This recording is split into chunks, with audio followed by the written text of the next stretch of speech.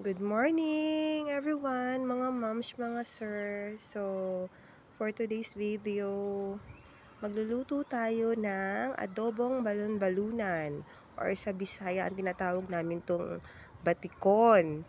So, naalala ko nung bata pa ako, basta nagkakatay ng manok ang aking tatay o ang aking lolo, ang aming lolo, lagi kong hinahabol yan na alam na nila agad na gusto ko yung inihaw na balunan or balon-balunan or batikon sa mga Bisaya.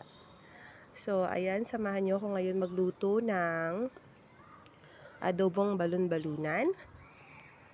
Ayan, pasensya na sa boses ko at ayan, naka-under MC tayo ngayon. So, 2 days tayong nakasick leave at wala, nadali tayo ng ano ngayon, ng karamdaman. So, ayun, walang choice kundi tayo ay magluto pa din at bumangon. At wala tayong inay dito. Sariling sikap pa din kahit masama ang pakiramdam. So, tara na, samahan niyo akong magluto mga moms, mga sir. So, ito mga ingredients natin. Meron tayong balon-balunan or batikon sa Bisaya. We have also the onion, garlic, tapos nilagyan ko ng sili kasi mahilig nga ako sa maanghang. So, meron tayo ditong toyo, suka, and lalagyan ko ng konting paminta, and ito, pang seasoning natin. Alright, so let's begin na guys.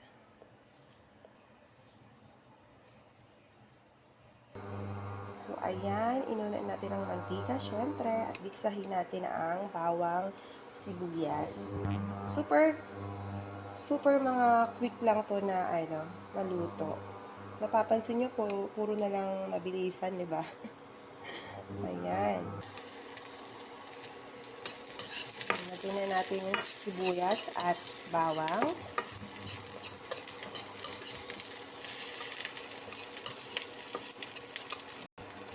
Lutuin na natin mabuti yung sibuyas at bawang. Mahilig talaga ako sa sa bawang. Gusto ko marami yung bawang. And then ilalagay na natin ang balon-balunan. Okay.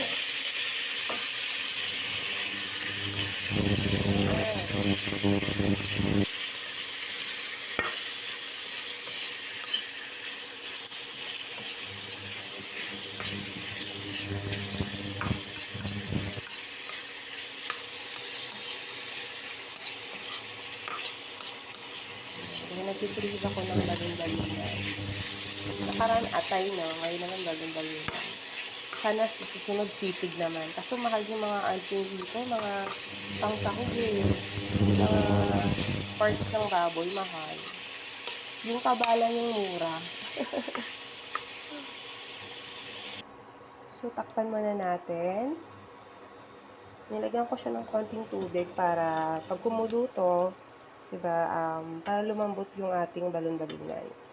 So, yan, pakuluin ko lang siya, tapos para kumonti yung tubig, tsaka ko siya titimplahan, lalagyan ko ng toyo tsaka suka. Alright.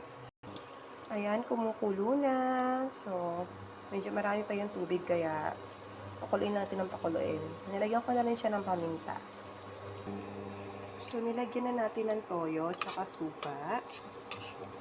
So, ayan, pakuluan na yung pakuluan. Lumambot na naman kahit papaano yung, yung balon-balunan. So, lagyan pa natin ng konting toyo. Konti lang. Ayan.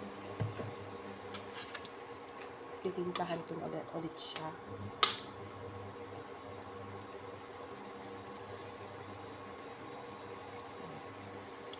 Sarap! So, takpan ulit natin. So, this is my very own adobong balon-balunan, mga moms, mga sir. Thank you for watching and God bless. Ayan, bawal tayo magkasakit, mga moms, mga sir. Mahirap magkasakit, kaya ingatan po ang sarili. God bless po, everyone. Thank you for watching.